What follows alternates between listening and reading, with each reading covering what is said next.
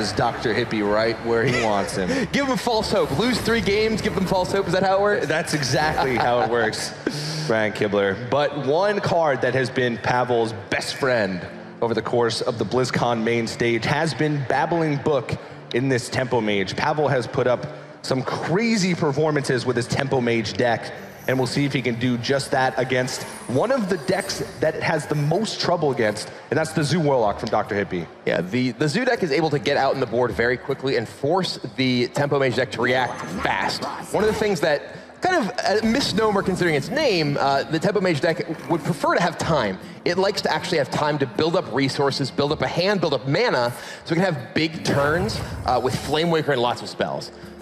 Basically, it needs one turn in the game where it can develop its own minions while clearing the board in order to, be able to answer every threat that the ZooWarlock can play, which can be pretty tough, though.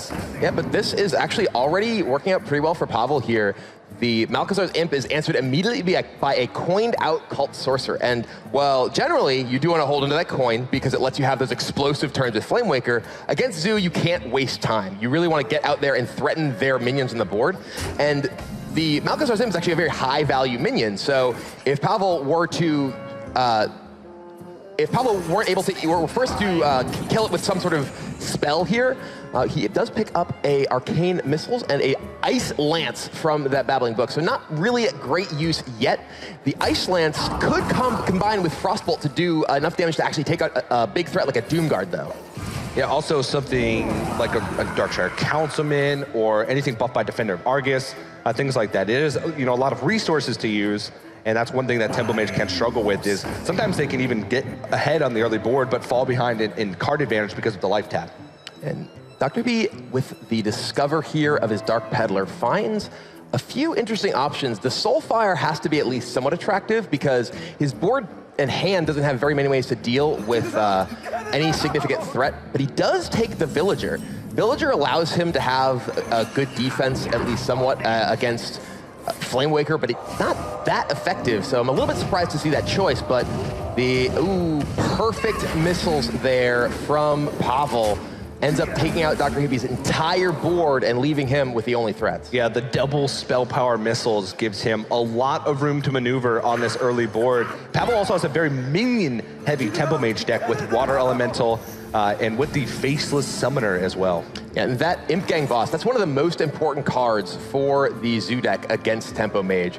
Imp Gang Boss, because it does spawn imps whenever it's damaged, is particularly resilient against Flamewaker pings, against Arcane Missiles, and at least requires awkward use of mana and pings in order to get off the board, even with single target removal like Frostbolt. Also against just the minions that Tempo Mage has. I mean, all of their minions have like 3 attack, which is right below the threshold of one-shotting that Imp Gang Boss. Now, Pavel does have a way to sort of cleanly deal with it with Frostbolt plus a ping now that he has spell power on the board, but his minions are challenged by that possessed villager, and he wouldn't be developing Water Elemental, which would be the strongest play you can make on the board this turn. Yeah, and that possessed villager pickup from the Dark Peddler is working out very well for DrHippi. It did allow him to play these out to the board here, and the Cult Sorcerer, like you mentioned, still challenged even if Pavel's able to use his removal to clear off the Imp Gang Boss, thanks to the extra body.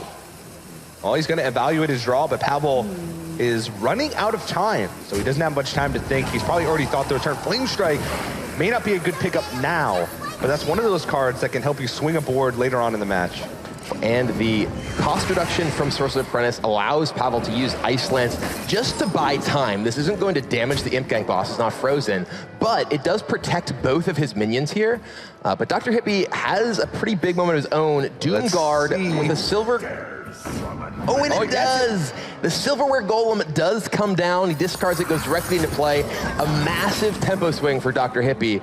He gets both the 5/7 charge and the 3/3 on the board right away. And he holds on to the Crazed Alchemist. I'm actually not sure which one's better in that situation, to discard Crazed or the Voidwalker, because Voidwalker can do wonders in sort of protecting a more powerful minion from the face of other minions on the opposing side of the board. I think that Cursed Alchemist is going to work out really well right here, though. It'll allow DrHippi to swap his Imp Gang Boss to kill that Azure Drake, allowing him to keep his Doomguard in play. So this could be a pretty powerful swing from DrHippi. Oh, or there's the Soulfire.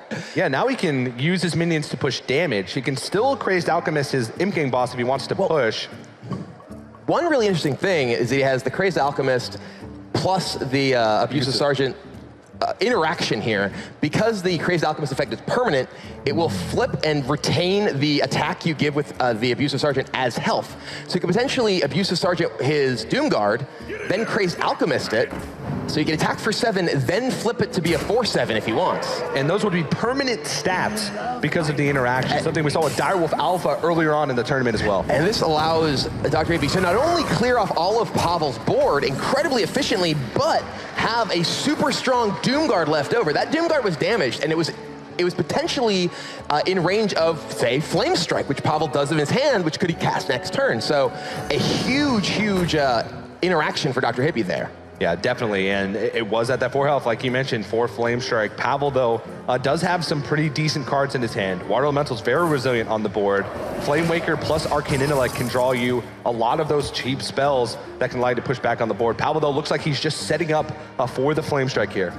Yeah, he does have the ability to clear off DrHippi's board next turn, and Hippie, drawing a couple of fairly low-impact cards here, he is in kind of an awkward spot. He does know that it at least looks like Pavel is setting up for Flame Strike. He, of course, knows that there's a Flame Strike in Pavel's deck, so he's probably trying to figure out exactly what he can do to maneuver around this, or if he doesn't feel like he can afford to play around it at all and just wants to deploy his hand. Indeed, yeah. So DrHippi, he has to realize that that Flame Strike is definitely a huge possibility. That Frostbolt on the Doomguard is not a play you make very often. It could block that 5 damage. It could act, or start at the 4 damage now that it's been flipped. And it could act as sort of a heal, but you sort of know what's coming in the back of your head, and this is going to be a big swing for Pavel. All right, yeah, Hippie is just saying, all right, if you got Flame Strike, you've got Flame Strike, and you know what? Pavel's got Flame Strike. A huge clear of Hippie's entire board, and now Pavel is firmly in the driver's seat. Yeah, you can't really blame DrHippi for that one. I mean, at that point, Flame Strike is usually going to mean you lose the game anyway. So you kind of have to act like he doesn't have that, because that's the best play he can make to the board should Pavel not have the Flame Strike. Yeah. So you can't really blame him for going and extending into that spell there. Yeah, the ability to identify when you can afford to play around something and when you have to just let your opponent beat you if they have it is a crucial thing for top-level players. And Hippie looks at the situation, evaluates, yeah, you know what, I'd probably lose to Flame Strike. If you have it, you have it. And Pavel truly gets the best of him with that. And being getting the best of him, Flame Waker getting the best of that entire board, and Hippie with no cards and just 10 life. This game's all but over. Yeah, I mean, when it rains, it pours as far as Hearthstone goes. DrHippi's going to stay in the game just to maybe, think of what deck he's going to queue up next, but this game is over as Pavel with the fireball to the face is going to take game number 2. And this is a big one, Kibler, because this was a poor matchup for him going in. Yeah, this was definitely not a matchup he was looking to get, but he was able to make the best of it when he did, and he's able to take the series to a tied score of 1-1 here.